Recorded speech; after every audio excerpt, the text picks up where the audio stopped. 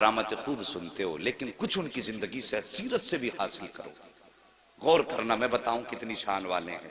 میں نے کہا تھا ماں کے پیٹ سے ولی ہیں سرکار غوث پاک، بلکہ عالم ارواح سے ہی ولی ہیں غوث پاک۔ بات سمجھنا میری۔ تو ایک بزرگ کا گزر ہوا۔ پہلے کے بزرگ بڑے اچھے تھے، بچوں کو سلام کر کے گزرتے تھے۔ آج اگر امام سلام نہ کرے متولی کو، اگلے دن چھٹی ہو جاتی ہے۔ جی سلام نہیں کر کے گیا، بستر بندوا دو بھائی اس کا، یار سلام نہیں کیا مجھے۔ 4 آدمی بیٹھے تھے، نکل کے تو وہ جا رہا تھا۔ یہ سوچ ہے، مگر وہ اللہ والے کیسے تھے، بچوں کو سلام کر ڈالا۔ بھائی اگر کوئی دقت ہو تو مہربانی کر کے بتا دے۔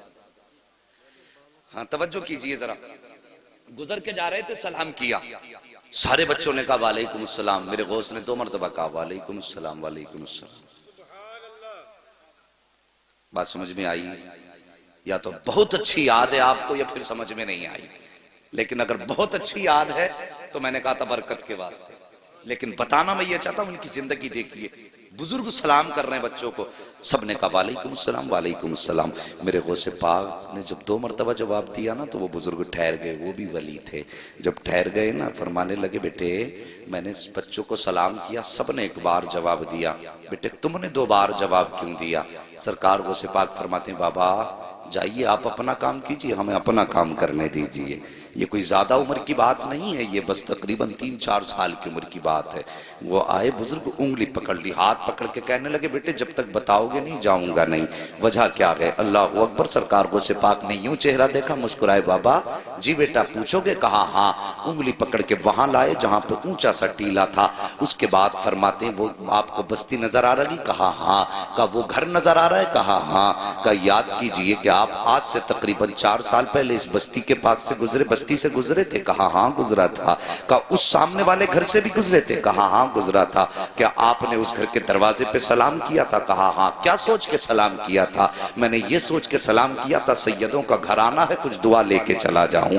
اللہ اکبر۔ سرکار غوث پاک فرماتے ہیں جب سلام کیا تھا تو کوئی جواب ملا تھا کہ نہیں ملا تھا؟ کہا نہیں بیٹے کوئی جواب نہیں ملا۔ تو تمہارے دل میں یہ خیال آیا تھا کہ بتاؤ سیدوں کے گھر سے دعا تک نہ مل سکی؟ کہا اتنا خیال آیا تھا؟ کہا ہاں آیا تھا۔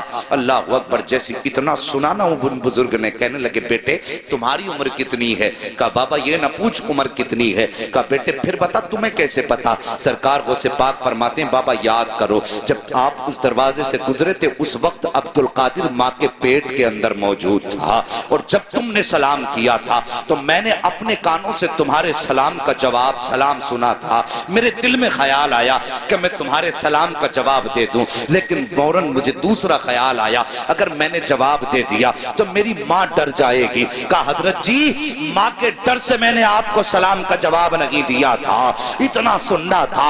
وہ بزرگ حیرت سے دیکھنے لگ جاتے ہیں۔ سرکار غوث پاک فرماتے ہیں اب سن لیجئے حضرت ایک سلام کا جواب تو اس دن دیا ہے جو تم سیدوں پہ قرض کر کے گئے تھے، اور ایک جواب آج کا دیا ہے جو آج تم محفل پہ سلام کرتے جا رہے ہیں۔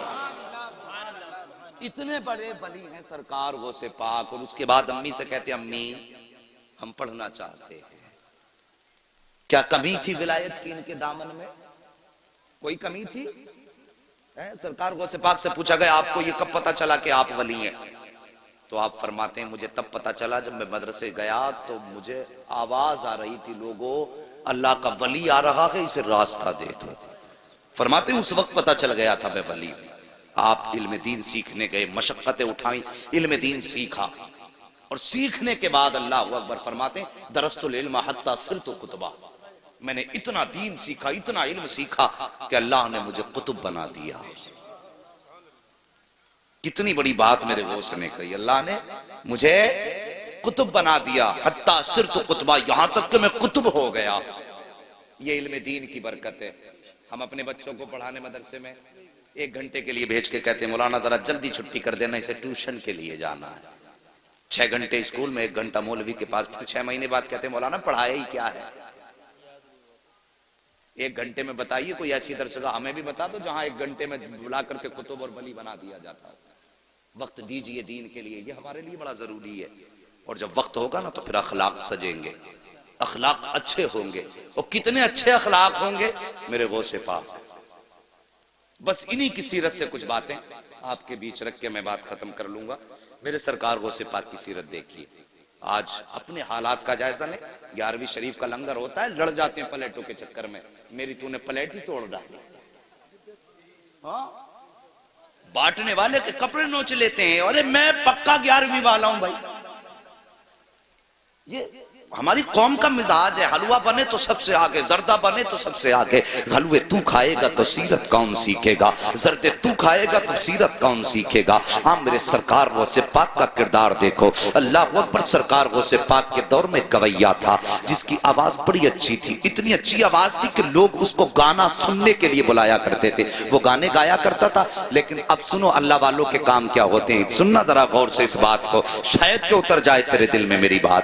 انہوں نے غوث پاک کے دور میں جب اس نے گانا شروع کیا نا, میرے غوث پاک فرماتے ہیں سن تیری بڑی اچھی آواز ہے, گانے نہ گایا کر, اس سے اللہ ناراض ہوتا ہے, کچھ اور نعت پڑھ لیا کر. وہ کہنے لگا یار دیکھو تو عبد القادر کو میری کمائی سے جلن ہوتا ہے, میری شہرت سے جلتے ہیں. اللہ اکبر. غوث پاک کو اور چوراہے پہ کھڑے ہو کے برائیاں کرنے لگا. آج بھی کچھ لوگ ہوتے ہیں نا, ان سے کہہ دو کہ صاحب یہ کام نہ کرو, تو کہتے ہیں نہیں جی تم تو میری برائی مجھ سے جلتے ہو, میری ترقی سے جلتے ہو. اللہ اکبر. ایسے ہی اس نے جواب دیا. وقت گزرتا گیا, لوگوں میں اس کی بڑی مقبولیت ہوئی. وہ پیسے کما کے لاتا تھا, گھر والے کھانا کھلا دیتے تھے, لاتا تھا کھلا دیتے تھے. لیکن یاد رکھو ہر چیز کی ایک عمر ہوتی ہے. اور صاحب کبھی یہ سوچ کے گناہ نہ کیا کرو کہ بڑھاپا آئے گا تو توبہ کر لیں گے, ابھی تو جوانی ہے, ابھی تو دیکھا ہی کیا ہے. نہیں جی, عمر کے کسی بھی حصے میں موت آ سکتی ہے. قسمت والے ہوتے ہیں جنہیں بڑھاپا ہاتھ آ جاتا ہے. اب تو دیکھا کہ سفید بالوں والے بستر پہ لیٹے رہتے ہیں, اور جوان لوگوں کے جنازے گھروں سے ہم نے اٹھتے دیکھے ہیں. یار موت کی تیاری کر لو, موت کی تیاری کر لو. اللہ کے بندو موت کو دور نہ جانو. موت ہمارا پیچھا کر رہی ہے, ہم موت سے بھاگ رہے ہیں لیکن موت ہمارے پیچھے ہے, ایک دن آ کے ہمیں پکڑ لے گی. اللہ اکبر. سرکار غوث پاک فرماتے ہیں سن تو توبہ کر لے. اس نے کہا نہیں تم جلتے ہو میری ترقی سے. وقت بدلا, گلے میں اب اس کے بڑھاپے کے اثر آئے, آواز دبنے لگی. لوگوں نے اس کو بلانا شروع کر دیا. لوگوں نے جب اس کو بلانا شروع بند کر دیا, جب آواز ختم ہوئی لوگوں نے بلانا بند کیا. پیسہ ختم ہوا, گھر والوں نے کھانا کھلانا بند کیا. کچھ دن تک پیسہ رہا, گھر والے کھلاتے رہے. لیکن جب پیسہ بالکل ختم ہوا, گھر والوں نے اس کو کھانا دینا بند کر دیا. اپنوں نے منہ لگانا بند کر دیا. جب اپنوں نے منہ لگانا بند کر دیا, پھٹے کپڑے ہو گئے, میلا لباس ہو گیا, کوئی کھلاتا نہیں تھا, مکھیاں بدن پہ بھنکنے لگی, کوئی پاس نہیں بیٹھاتا تھا. جا کے قبرستان میں جا کے بیٹھ گیا. سوچنے لگا ایک دن یہیں پہ آنا ہے, ہو سکتا ہے کوئی مجھے کاندھا نہ دے. یہ سوچ کر کے قبرستان جا کر کے بیٹھا, دنیا مخالف ہے, کوئی کاندھا نہیں دے گا, مروں گا تو یہیں رہ جاؤں گا. لیکن اللہ اکبر, ایک دن اسی قبرستان کے پاس سے میرے سرکار غوث پاک کا گزر ہو جاتا ہے. اور وہ کریم ابن کریم جو ٹھہرے, وہ سخی ابن سخی جو ٹھہرے, اللہ اکبر, جیسی قبرستان کے پاس سے گزرے وہی لباس اس کا پرانا ہے, مکھیاں اس کے بدن پہ ہیں. میرے غوث نے قدم روک دیے, غور سے دیکھا, دیکھنے کے بعد پہچان گئے یار یہ تو وہی گویا ہے جو چوراہے پہ کھڑے ہو کر میری مخالفت کیا کرتا تھا, جو چوراہے پر کھڑے ہو کر کے میری برائی کیا کرتا تھا. آپ گئے, اپنے شاگرد کو بلایا. بلانے کے بعد آپ نے کچھ پیسوں کی تھیلی دی اور اپنے شاگرد کے ہاتھ میں دے کر کے کہا جاؤ قبرستان چلے جاؤ, وہاں پر ایک غریب بیٹھا ہوا ہے, اس کو جا کر کے یہ پیسہ روپیہ جا کر کے دے دو. اللہ اکبر. جیسی وہ لے کر کے چلا, غوث پاک فرماتے ہیں نام مت بتانا کس نے دیا ہے ورنہ وہ شرمندہ ہو جائے گا. آج اپنی زندگی کا آپ جائزہ لیجئے. اگر زکوٰۃ بانٹتے ہیں تو کیمرے لگا کے بانٹا کرتے ہیں, خیرات تقسیم کرتے ہیں تو کیمرے لگا کے تقسیم کیا کرتے ہیں. یار ہم نے کوئی نیکی کی تو اللہ کو دکھانے کے لیے کی یا بندوں کو دکھانے کے لیے کی ہے. اگر دنیا کو دکھانے کے لیے کرتے ہو تو یہ نیکی تمہارے منہ پہ مار دی جائے گی. اگر اللہ کو دکھانے کے لیے کر رہے ہو تو پھر کسی کی پرواہ نہ کرو, کوئی دیکھے نہ دیکھے, بس یہ سوچا کرو کہ یا تو خدا دیکھے یا مدینے والا مصطفیٰ دیکھ لے. اور کسی کی غربت کا تماشا نہ اڑایا کرو. آج لائنیں لگتی ہیں, رمضان کا مہینہ آئے گا, خیرات بانٹیں گے دولت والے, اعلان کریں گے اس کی طرف سے کمبل بٹ رہے ہیں, وہ غریب جا کے بیٹھ جاتے ہیں. شرم نہیں آتی؟ انتظار کراتے ہو, آگے بڑھو, وقت بہت کم ہے. شاگرد میں کہتا ہوں کوئی بھی کام کرنا ہو اللہ کی رضا کے لیے کیا کرو, ہمیں مرنا ہے. بس یہ یاد رکھو ہمیں حسنین کے نانا کو منہ دکھانا ہے، مولا علی کا بھی سامنا کرنا ہے، صاحب ان کا سامنا کرنا ہے، کس منہ سے سامنا کرنا یہ تجھے اور مجھے سوچنا پڑے گا۔ سرکار غوث پاک فرماتے ہیں جا کے اسے بتانا مت کس نے دیا ہے۔ یہ آیا مرید لے کر کے، آنے کے بعد قبرستان میں اسی غریب کے ہاتھ میں جا کے جب تھیلی رکھی نا، اس نے یوں چہرہ اٹھایا اور دیکھ کے آنکھوں میں آنسو آ گئے، کہنے لگا یار یہ تو بتا دے، پورے شہر کے اندر کسی نے مجھے منہ تک نہیں لگایا، کوئی مجھے ایک وقت کا کھانا دینے تیار نہیں ہے، یہ بتا یہ اتنا احسان کس نے کر دیا ہے؟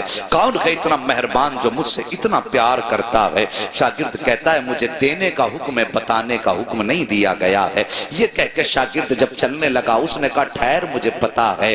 اللہ اکبر، جیسی وہ واپس آیا ہے، وہ مرید شاگرد آ گیا، سرکار غوث پاک پڑھانے میں مصروف ہیں۔ جب واپس آیا تو آ کر کے وہی فقیر بھکاری دروازے پہ کھڑا ہو گیا۔ میرے غوث اپنی جگہ سے اٹھ کے کھڑے ہو گئے۔ ہاں یہ آئینہ ہے آج کے پیروں کے لیے جن کے پاس غریبوں سے ملنے کا ٹائم نہیں ہوتا ہے، ان پیروں کے لیے جو امیروں کے یہاں پہ صبح و شام گزارا کرتے ہیں، غریب دروازے پہ آئے تو اسے ٹائم دے کے ٹال دیا کرتے ہیں، تجھے جمعرات میں آنا، تجھے پیر میں آنا ہے۔ امیر آ جائے تو آئیے استقبال کیا جاتا ہے۔ یار شرم کرو، تم کتنے بھی بڑے پیر ہو جاؤ، غوث پاک سے بڑے پیر نہیں ہو سکتے ہو۔ اخلاق دیکھو میرے غوث پاک کا، جیسے یہ غریب دروازے پر آیا ہے، آ کر کے میرے غوث نے دیکھا کھڑا ہے، اٹھ کے اپنی جگہ سے کھڑے ہو گئے اور فرماتے ہیں بتا اب بھی کچھ کمی رہ گئی ہے؟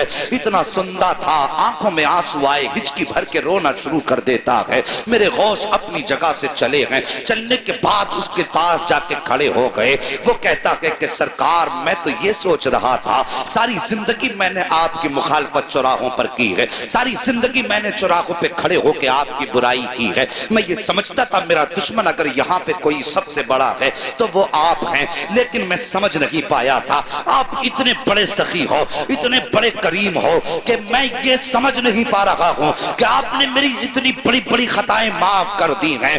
اتنا سننا تھا۔ میرے غوث مسکرا کے کہتے ہیں بتا اور بھی کچھ چاہیے؟ اس نے کہا سرکار مجھے یاد ہے ایک بار جوانی میں مجھ سے کہا تھا کہ توبہ کر لے خدا راضی ہو جائے گا، میں نے آپ کی نہیں مانی تھی، اب بس اتنا بتائیے کیا آج توبہ کروں گا تو کیا میرے گناہ معاف ہو جائیں گے؟ میرے غوث مسکراتے ہیں اور کہتے ہیں اللہ ہاتھ بڑھا دے، ہاتھ میں ہاتھ دے دے، صرف توبہ سے گناہ کی معاف نہیں ہوں گے بلکہ اللہ تجھے محبوب بھی بنا لے گا۔ اس نے اتنا سنا ہے، تڑپ کے کہتا ہے سرکار کیا اتنا بڑا کرم بھی ہو سکتا ہے؟ میرے غوث کہتے ہیں ہاتھ بڑھا دے، توبہ کرنا تیرا کام ہے اور تجھ کو ولی بنا دینا یہ عبدالقادر جیلانی کا۔ نعرہ تکبیر، نعرہ رسالت، علماء اہل سنت، مسلک اعلی حضرت، جشن غوث الورا، نعرہ تکبیر، نعرہ رسالت۔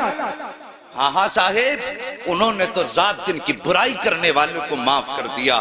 اب اپنے گریبان میں جھانک کے ذرا دیکھیے، اگر چوراہے پہ باپ بیٹے کو ڈانٹ دینا تو بیٹا کہتا ہے تم نے میری بے عزتی کر دی، اور پھر کئی دن تک باپ سے نہیں بولتا ہے۔ ہم نے تو بھائیوں کے بیچ ایسی دیواریں دیکھی ہیں یار، بھائی ہوتا ہے۔ اللہ کی قسم بھائی وہ نعمت ہے، جس دن یہ چلا جائے گا نا اس دن اس کی قدر معلوم ہوگی۔ اور تمہیں پتا کیا کہ بھائی کیا ہوتا ہے؟ اگر بھائی کی قدر جاننی ہے تو کوئی پوچھے میرے حسین سے کربلا کے میدان میں جب غازی عباس کی شہادت ہوئی تھی، میرے حسین نے یوں ہاتھ رکھ کے کہا تھا آج حسین کی کمر ٹوٹ گئی ہے اور تجھے بھائی کی طاقت کا اندازہ نہیں ہے۔ آج بھائی کے خلاف کھڑا ہوا ہے۔ صاحب کب تک لڑو گے، کب تک لڑتے رہو گے؟ ہم نے تو اپنوں کو معاف کرنا نہیں سیکھا، انہوں نے تو دشمنوں کو بھی سینے سے لگایا ہے۔ پھر کیسے کہتے ہو غوث کا دامن نہیں چھوڑیں گے؟ اللہ اکبر، ہم نے یہاں تک دیکھا ہے حضرت جی، یہاں تک دیکھا ہے کہ بھائیوں کے اختلاف اتنے بڑھ جاتے ہیں کہ گھر کے اندر فنکشن ہوتا، ایک بھائی کے گھر میں فنکشن ہے،